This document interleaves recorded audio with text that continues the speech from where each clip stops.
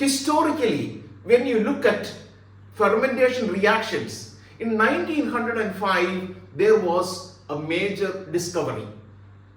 Arthur Harden and William Young, they were looking at fermentation reactions. They add inorganic phosphate. They found the reaction is becoming very fast and inorganic phosphate is disappearing and it is getting converted to a phosphate ester. Another beautiful discovery happens by the Ukrainian scientist Jakub Parnas. He proposes something called a phosphate cycle. What is the phosphate cycle saying? Phosphate is added or taken up in one step and subsequently it is getting evolved into another product. This was the phosphate cycle proposed by Jakub Parnas. When you look at glycolysis, we know there are 10 steps in glycolysis. Out of these 10 steps, 9 steps are phosphorylated intermediates. And this is a very unique reaction that happens mainly in carbohydrates. Phosphorylation of intermediates are unheard of, rarely found in nucleic acid metabolism, in lipid metabolism, except in phospholipids or in protein. But this is something unique for glycolytic pathway. So this video is about why there are phosphorylated intermediates. What is the significance of these phosphorylated intermediates? What all roles the phosphorylated intermediates play? Why these molecules were designed in the evolution of life? Here is a graphical representation of Henderson and Hasselbalch equation for the two variables, pH on the y-axis and the composition of the acid species and the percentage of the base species, that is A minus, on the horizontal axis. As the graph says, the pH changes as the composition of the acid and the base also changes. Now, the buffering action is confined to the pH range of pKa plus to pKa minus 1. So, if you look at the first intermediate of glycolysis, that is glucose 6-phosphate. Let us look at glucose 6-phosphate, its ionization. This is a titration curve for a weak diprotic acid. Now this diprotic acid has two pKa values, pKa1 and pKa2. It is with this background we look at the glucose 6-phosphate molecule. Glucose 6-phosphate, it has two ionizable hydrogen. This is absolutely a non-ionized glucose 6-phosphate at pH 7. At pH 7, this is a non-protonated form of glucose 6-phosphate. Now, it can have two pKa value. This is pKa1. This is around, pKa1 is around 0.94. And this is pKa2. pKa2, there are two ionizations, dianionic species, that is at 6.11. Look at the physiological pH. Physiological pH is about 7.36. That means the diionic species will be present in body. Now let us look at the significance of phosphorylated intermediates. The first significance is when we look at the absorption of glucose from the extracellular fluid, that is from blood. When glucose is absorbed to a cell, we know that as soon as glucose enters in the cell, this will be converted to a phosphorylated intermediate, that is glucose 6-phosphate, by breaking down of one ATP molecule. So now this glucose 6-phosphate has got two minus charges, and a membrane, a plasma membrane, will not allow a phosphorylated intermediate or any molecule with a charge to come across the membrane. So in other words, if the cell is investing a certain amount of energy to retain this molecule inside. If this is not retained inside, if it is not phosphorylated, glucose will get out of the cell. So this is prevented by phosphorylation. A second advantage of a phosphorylated intermediate is, look at this diagram. A glucose molecule enters inside the cell, and as soon as it enters inside the cell, it is getting converted to glucose 6-phosphate. That means this glucose has been removed. If the concentration of glucose is now, it's minimized. When the concentration of glucose is minimized in comparison to the concentration of glucose in the extracellular fluid, there is a huge disparity. So this will allow more and more glucose to be transported inside the cell. So this is the second advantage of having phosphorylated intermediates in glycolytic pathway. The third significance of phosphorylated intermediate is in the phosphorylated intermediates have a very high energy content. When you look at the glycolytic pathway, let us take some of the intermediates. For example, glucose 6-phosphate is an intermediate. 1,3-bisphosphoglycerate is an intermediate. Phosphoenol pyruvate is an intermediate. Look at the energy of hydrolysis of these molecules. In the first one, it has got an energy of hydrolysis that is minus 13.8 kilojoules per mole.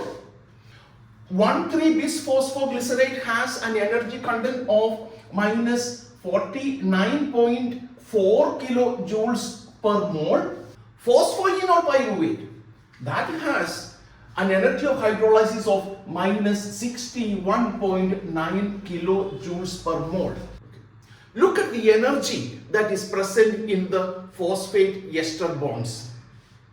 Now, by definition, it says that any energy content greater than minus 25 kilojoules per mole is considered to be a high energy compound, which means glucose 6-phosphate, it is considered to be low energy containing phosphorylated intermediate, whereas these two, 1,3-bisphosphoglycerate and phosphoenol pyruvate, are considered to be high energy containing phosphorylated intermediates of glycolysis.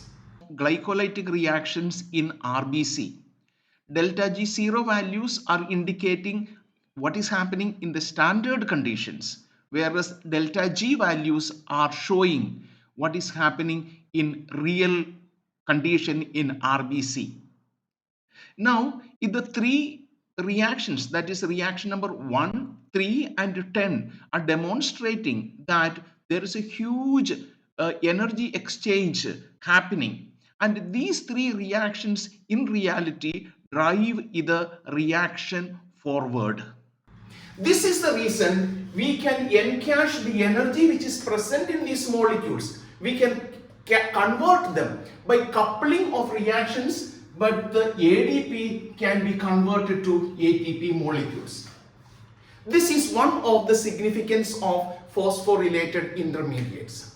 That demonstrate how coupling of reactions are carried out in order to drive an endergonic reaction into an exergonic reaction. For example, in the step number 1, glucose is converted to glucose 6-phosphate, which is an exergonic reaction. Also reaction number 3, reaction number 10, these are all, there is a huge energy exchange happen, and they are all exergonic reactions. Look at reaction number 4 or 5 or 6 or 8 or 9.